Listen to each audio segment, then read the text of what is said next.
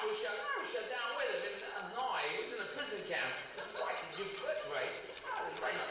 No, he wanted you to have it, so he didn't want him to take it. No slant eye's gonna take his son's birthright, so he put it up his ass. Well, my granddad had this watch, a silver watch that was given to me in the 70s, and I think I used it in a play as a prop. It didn't work. It wasn't working anymore. And then, so I gave it back to Dad because I knew I'd sort of smash it or something. I knew you'd had it for a while, and I looked in the back and I could see E. Izzard. And I thought, well, that's Eddie. He just scratched his name in to make sure that if it got lost, he knew how to claim it.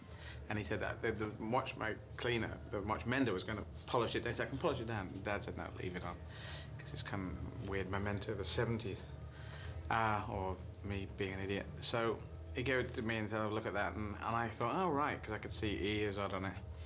Because there's other letters and numbers underneath it, isn't it? Yeah, well, I didn't see that, you see. All I saw was E. Izzard, and that was enough for me. I couldn't see what was underneath. Well, I saw that, and I thought, I just stood in the garden outside my brother's house. And then I worked out the last 2 days were RD, so I thought, well, that's road. It must be road. And I saw that was at Hurst, H-U-R-S-T, Hurst Road. And that rang a bell, and they looked like numbers that be 408 Hurst Road. So I said to Dad, isn't it 408 Hurst Road? What's that? And you said 108 Hurst Road. Yeah. And so I realised that I didn't know, because I've never been to Hurst Road. And we're going to go there now, but I've never been there. But this was not E. Izzard, this is F. Izzard, and you can see it clearly when you look at it. Well, it's done with some sort of just a knife. He's just carved it in with a knife. All right. Let's go and have a look at Hurst Road. Right. You don't know where it is, do you? No, I think it's up there, isn't it? It's an old Eastbourne, isn't it? Yes, it is old Eastbourne. The old tip. Walls used to have ice cream men on tricycles. They'd put a big W in each door, and if you wanted the Walls ice cream man to call on you, you put the W in the window, and then he'd call and sell you ice cream. Oh, right. We should have that now. 108, it's this one.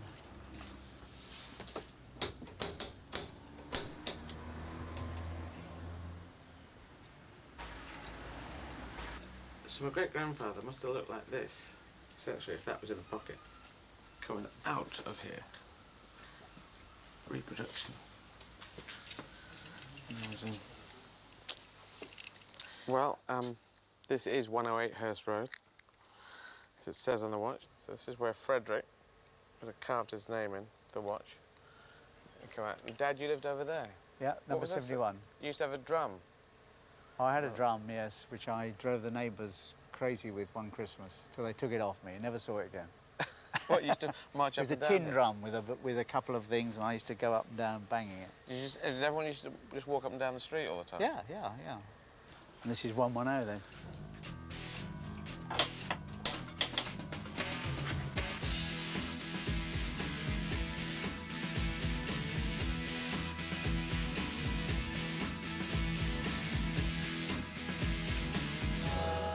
Can you just nip behind there and work out what number this house is? 104. Then we can count along. 4, 106. 108, it's this one, with the shed.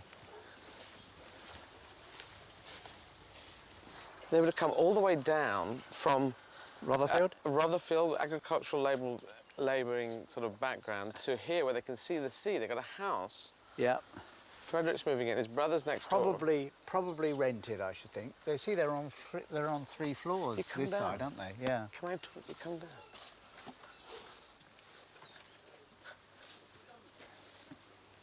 Hello. Hello. We're actually moving. Hello. Would you like a cup of tea? Yeah, that'd be kind. Have we got time for a cup of tea? I'm afraid we haven't got time for a cup of tea. We used to. I'm Eddie Izzard. Oh, no. What's your name? I'm Gordon. Gordon, Eddie. Hi, this Eddie. is my father, Harold. And that's Mary. Mary, hi. You know, some amazing people have lived in Eastbourne. Yeah, well, Well, my dad lived here. You see, we lived in 108. My grandfather and grandmother lived at number 108 Oh, right, yeah. until 1937. So, do you know who lives in number 108? Pete and Lynn. Pete and Lynn. Pete and Lynn. And do you know who lives in 71? I wouldn't pursue that one because we were just in rooms there. Before the war, you used to spend a lot of your time in Probably rooms asking for rather you back couldn't rent. afford a house, you know. And asking for rent not paid. Probably, yeah. Next door, his brother lived next door. 110 was Alfred Izzard and 108 was Frederick Izzard. So my great-grandfather lived at 108 and Dad lived at 71? I lived at 71 in rooms. This is pre-war, in rooms with a Mrs. Miller. And you're going to have a Swift Hurst Arms in the worst arms, aren't you? The one on the corner. We should, but because That's been there. It's got that's one of the reputation for keeping the best Harveys going. Oh, really? Yes. Oh, we've got a nip in there. Thank you. Very nice. Nice to meet you. Nice to meet Super. you. Bye. Who was the kid at the end of the street? Well, I don't remember his name, but I was friendly with him, and they were upmarket houses, so they had upmarket toys, and I used to swap my crap toys with his upmarket toys. And his mother came round and complained that I was getting bargains were too good. That I was getting. But why would he want to do it? I don't know. He was insane. That reminds me of selling a load of crayons to a kid at school, and bits of paper and stuff, and I seemed to be implying there was going to be a nuclear winter. He'd need crayons. I must have got this from you. This is Christopher Walken, right? Christopher Walken, and not even done by me. I was in a Death Show on Broadway, and an actor called Michael Gaston was in it as well. And Shakespeare with Christopher Walken, he had an impression of him. And he let me borrow it. It's always easier if you do someone else's impression. This watch, it's your father's watch. It's your grandfather's watch.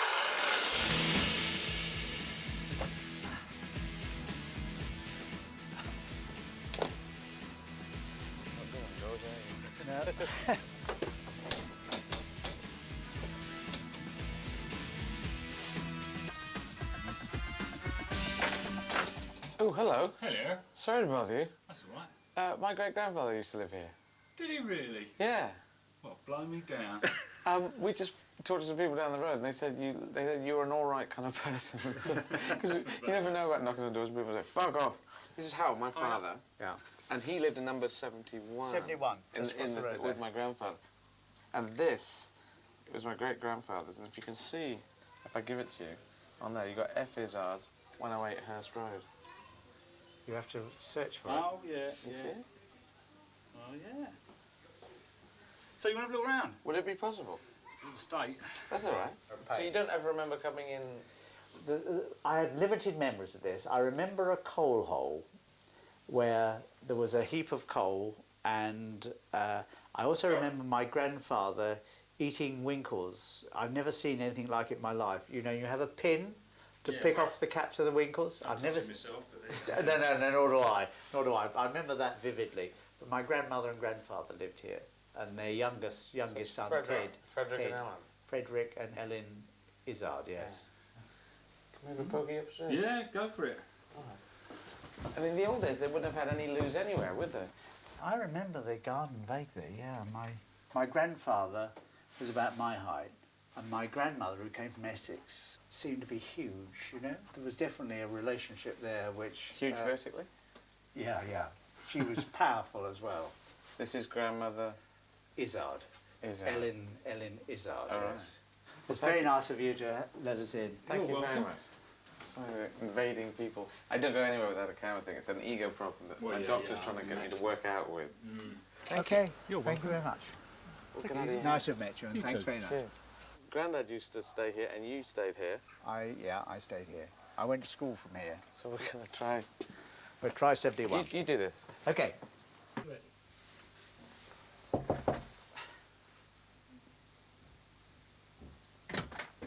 Hi. Many years ago, I used to live here, I think. Yes. Would you mind if we came in and had a look round? Of course not. Here you go. Thank you very much. Very accommodating. My name's Harold. I'm Jonathan. Nice to I'm meet you. Eddie. Nice to meet you, Eddie. Hello.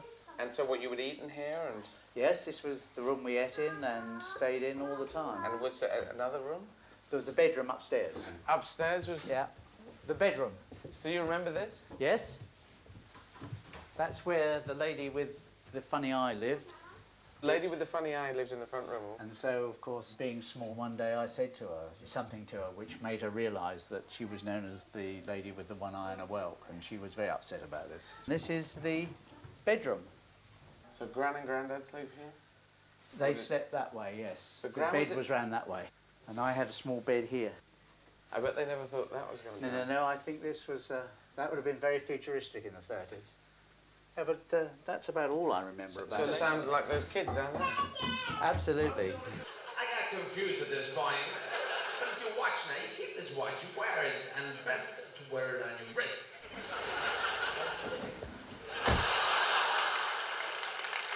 Because I thought it was my granddad's, it was my great-granddad's that became even more precious.